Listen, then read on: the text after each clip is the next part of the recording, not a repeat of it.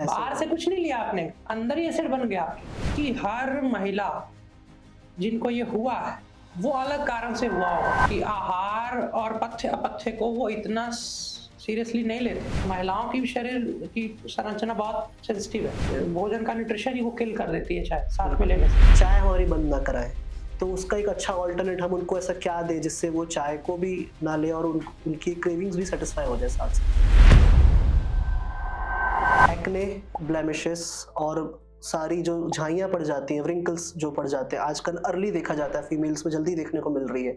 हम डॉक्टर्स तो जितने भी हैं, वैद्य हैं, हम उसमें रक्त शोधक चीज़ें करते हैं जो जिनसे प्रॉपर ब्लड प्यूरिफाई होता है, लेकिन इसके अलावा भी हम और ऐसा क्या दिए जिनसे उनको जल्दी लाभ मिले और वो जल्दी उससे ठीक हो सके। सबसे पहले तो रक्त दूषित और ना हो, ये चीज सुनिश्चित करनी है।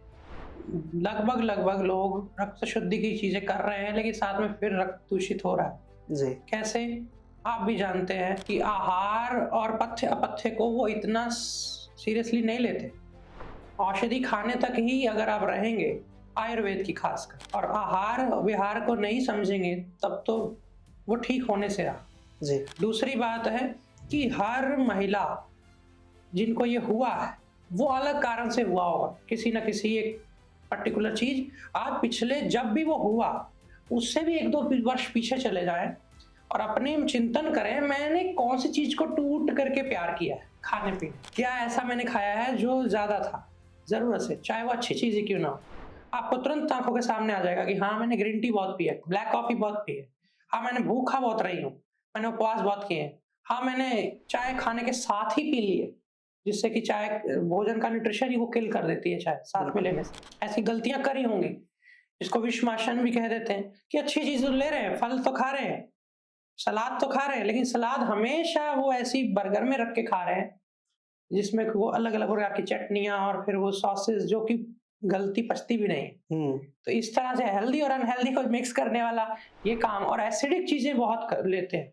हमें पता नहीं चलता अक्सर रोजमर्रा के जीवन में कि ये एसिडिक हो सकता है। हमें एक कुकी लगती है, हम मुंह में डाल देते हैं, भोजन के समय भी नहीं है तो एक बिस्किट, एक भुजिया का चम्मच, हमारी आदत में है वो, है ना। तो वो बार बार पाचक रस बनते हैं, वो भी एसिड है। बाहर से कुछ नहीं लिया आपने, अंदर ही एसिड बन गया आपके। बार बार आप चीज करते हैं तो वहां पे भी आप पकड़े जाते हैं। और महिलाओं के हार्मोन्स जब उथल पुथल होते हैं, खासकर तब उनके अंदर गर्मी आ जाती है, क्योंकि आजकल लाइट्स का एक्सपोजर बहुत है और महिलाओं की शरीर की संरचना बहुत सेंसिटिव है। सायकाल के बाद अगर बहुत तेज लाइट्स की उनके ऊपर वो फेस करेंगी तो देर सवेर, और अगर वो कुड़ती चिड़ती रहेंगी हर छोटी बड़ी बात के लिए, तो उससे भी उनके अंदर जो उष्मा गर्मी है वो अगर बनेगी, वो भी अगेन एसिड बनाएगी या बॉडी को डिजनरेट करेगी, बॉडी की टूट फूट होगी। और खासकर हम इतना भर भर के खा लेते हैं, किसी दिन उपवास ही नहीं रखते, मौका ही नहीं देते शरीर को हल्का होने का, डिटॉक्स होने का। तो जो फ्री रेडिकल्स है या ऐसी चीजें अंदर स्टोर हो करके बाहर का रास्ता नहीं मिल रहा, जी, है ना। और पीरियड्स को भी छेड़छाड़ करने की आजकल महिलाएं गोली ले लेती हैं कि अब मुझे कल पार्टी पे जाना है तो मैं 2 दिन लेट हो जाए तो ज्यादा ही बेटर है, इससे जल्दी पकड़ी जाती है ना। तो इससे बचें और फिर जो उपचार करना है, उपचार आप सुझाव देते हैं जी, अपने पास आने वाले रोगियों को, वो तब लाभ करेगा। गुरुजी ऐसा भी देखा जाता है साथ में कि जब हम किसी भी महिलाओं को ऐसा या कोई भी ऐसे रोगी को हम बोलते हैं कि वो चाय ना पिए, लेकिन पर वो एक शब्द कह देती है, एक सेंटेंस कह देती है हमारे डॉक्टर्स के सामने जब हम उनको मना करते हैं कि चाय हमारी बंद ना कराए, तो उसका एक अच्छा ऑल्टरनेट हम उनको ऐसा क्या दे जिससे वो चाय को भी ना ले और उनकी क्रेविंग्स भी सेटिस्फाई हो जाए साथ साथ में। एंटीऑक्सीडेंट बहुत सारे ऐसे द्रव्य आजकल तो अब बड़े अच्छे ऑर्गेनिक और नेचुरल ब्रांड्स आ गए हैं, जी, चाहे फिर वो रोज टी हो, लेमन ग्रास टी हो, मोरिंगा टी हो, तुलसी टी हो, मुलेठी की चाय हो जाए, और अगर किसी का बीपी बढ़ता है तो गुड़हल की चाय हो जाती है, बनफसा का आप पी सकते हैं। उबालना भी नहीं पड़ता इन सब कोमल कोमल फूल जैसी चीजों को, गरम गरम पानी में थोड़ी देर डाल के रख दो 5 मिनट, तो वो थोड़ा रंग छोड़ देती है। इसी तरह आप पराजिता का पुष्प आजकल उस बड़ा फेमस हो रहा है, नीले रंग की लोग उसके पानी पी रहे हैं, जो कि हम वर्षों से कर रहे हैं। हम तो उससे कभी चावल को रंगते हैं, चावल बनाते समय उसमें उपयोग करते हैं, या अन्य अन्य औषधियों में हमारे उपयोग होता है वो। जी, तो ऐसी शीतल चीजें भी ले सकते हैं अपनी प्रकृति अनुसार। किसी को कफ है तो वो कफ हारक नाशक चीजें ले ले, कोई अगर पित्त से पीड़ित है तो वो शीतल चीजें ले ले, जी। सुखद चीजें ले ले। कोई वो को बिल्कुल नहीं किसी को समझ में आ रहा तो हल्का सा इलायची उबाल करके पी ले, हरी इलायची। तो बड़ा सुंदर है, बीच-बीच में इस तरह की चीज़ें लेते रहना चाहिए। ये सबसे बेस्ट है दूसरी चाय से।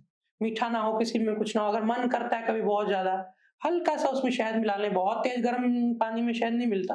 हुँ, थोड़ा गुनगुना है तो उसमें हल्का शहद मिला लिया, देसी बूरा आदि बहुत अगर मन कर गया, नहीं तो बिना मीठे के एकदम फीका वो जो अगर तेल लेते हैं दिन में 1 बार, हफ्ते में 2-3 बार, हुँ, तो वो डिटॉक्स होंगे फ्री रेडिकल्स।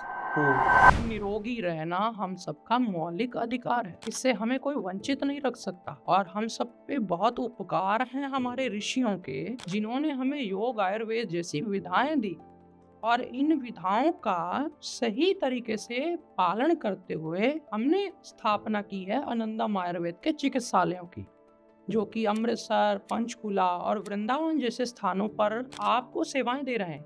आप वहां जाकर के जब हमारे वैद्यों से परामर्श करेंगे तो वे आपको आयुर्वेद की मूल सिद्धांतों और मेरे खुद के जो निर्देश हैं, जिससे कि रोगी का जल्द से जल्द जो भला हो सके, इस भावना को ध्यान में रख करके हमने ऐसे प्रोटोकॉल्स, ऐसे नियम, ऐसे सिद्धांत वहां पर आदर्श वहां पर स्थापित किए हैं। आप वहां जाकर के चिकित्सकों से जब आप मिलेंगे, आपको ऐसा अनुभव होगा कि आपने आयुर्वेद की विधा को सही ढंग से प्राप्त किया है। आप जाकर के जरूर उनसे मदद लीजिए। जो लोग भी फंसे हुए हैं रोगों में, व्याधियों में, उनका भला हो, ऐसी भावना से मैंने आप सबको ये सेवाएं आप सबके लिए शुरू की हैं।